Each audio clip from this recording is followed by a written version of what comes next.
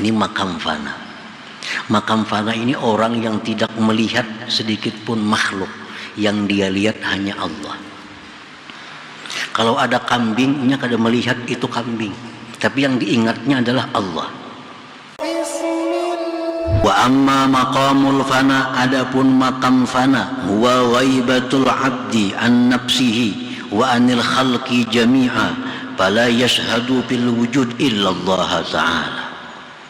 Adapun yang dinamakan dengan maqamul fana ialah hilangnya seorang hamba dari dirinya sendiri dan daripada makhluk seluruhnya. Dia tidak menyaksikan apapun pada alam semesta ini kecuali Allah subhanahu wa ta'ala. Ini makam fana. Makam fana ini orang yang tidak melihat sedikit pun makhluk, yang dia lihat hanya Allah.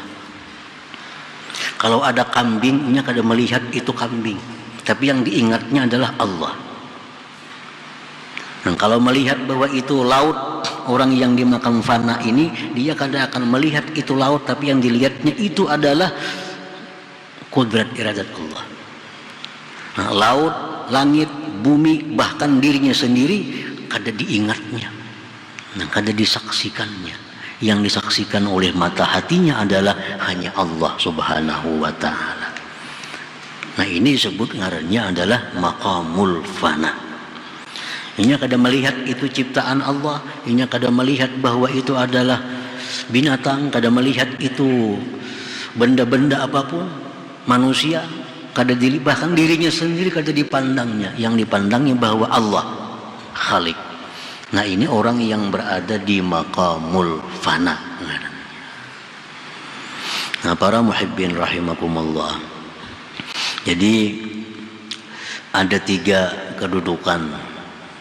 Nah, 3 macam umpamanya untuk mendekatkan paham kita, macam sebuah gunung. Ini gunung. Orang yang berada di bawah gunung sebelah sini, ini orang awam. Orang awam ini apa? La yaral haqqa. Dia tidak melihat Allah.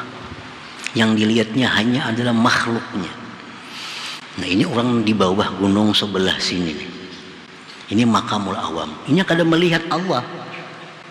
Ada kambing, iya kambing. Pun siapa tuh yang berapa harganya? Berapa lawasnya mengingun kambing itu? Ini kada ingat bahwa kambing itu adalah dicipta oleh Allah. Nah, ini makamul awam. Melihat apapun yang dia lihat hanya makhluk, tanpa ada ingat di hatinya bahwa makhluk itu ada penciptanya. Ini makamul awam. Di makam inilah orang-orang bersifat tercela. Inya ada dendam karena inya melihat itu makhluk yang menyakitinya. Lalunya ada dendam. Di makam inilah orang iri dengki. Nah, karena dia kadang memandang pencipta, yang dipandang cuma ciptaannya. Ini umumnya kita. Umumnya kita duduk di situ, di makam itu. Kita kadang mengingat Allah, apapun yang kejadian itu yang kita perhatikan cuma sebabnya. Nah, kadang memikirkan, kadang mengingat musabbib Allah yang menciptakan sebab itu. Nah, ini makamul awam. Orang yang berpendapat nasi bisa mengenyangi, ya obat itu bisa menyembuhkan, duit itu membuat senang. Ini orang hanya melihat materi-materi sebagai ciptaan dari Allah, kada ingat lawan yang menciptakannya. Nah, ini makam awam. Lalu naik gunung. Di puncak gunung ini orang berada di makamul fana. Makam fana ini orang yang berada di puncak gunung.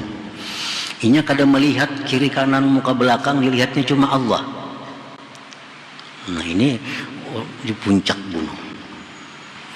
Orang makam fana kada bisa makan. Inya kada ada makan, kada ada minum. Orang fana ini kadang mengingat apapun selain daripada Allah. Lalu orang yang di makam fana ini akhirnya turun ke sebelah gunung sini. Nah, disinilah makam baka artinya. Jadi orang yang berada di makam baka itu sekilas sama dengan orang awam zahirnya. Sama pada di bawah. Cuma orang makam baka sebelah gunung sebelah sini, orang awam di sebelah sini. Nah, orang yang di makam baka ini sama tingkah lakunya dengan orang awam. Tetapi orang makam baka itu kada lepas daripada mengingat Allah sebagai pencipta segala makhluk. Sedangkan orang awam ini yang ingat hanya makhluk Allah, lupa kepada Khaliknya.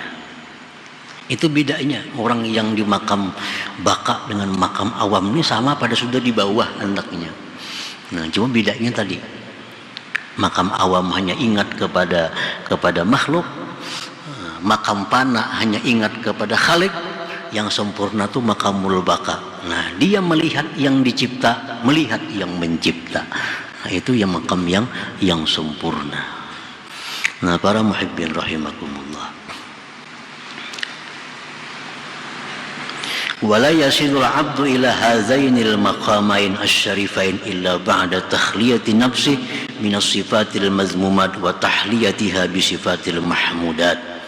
Dan seseorang hamba, seorang manusia tidak akan bisa mencapai kedua makam yang mulia.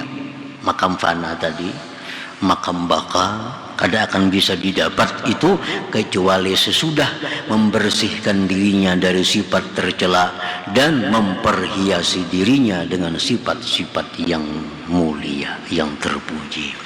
Jadi kada kawa itu diulah-ulah. Kada kawa. Itu melalui proses. Orang naik gunung melalui prosesnya. Ini dari bawah nak naik ke atas menuju makam fana itu ada proses. Ada proses. Dan orang dari makam fana itu ke bawah nyaman aja lagi. Begelusur kita turun aja nya. Nah, kalau orang bawah nak naik ke atas ini perlu proses. Nah, salah satu prosesnya adalah membersihkan diri dari sifat tercela, memperhiasinya dengan sifat terpuji. Nah, bila itu jalan, kita akan naik sampai ke puncak gunung. Di situ kita berada di makam fana, yang mana kita kadang melihat sesuatu selain Allah Subhanahu wa Ta'ala. Nah, para muhibbin rahimakumullah, banyak kisah-kisah para aulia tentang mereka berada di alam di makam fana itu.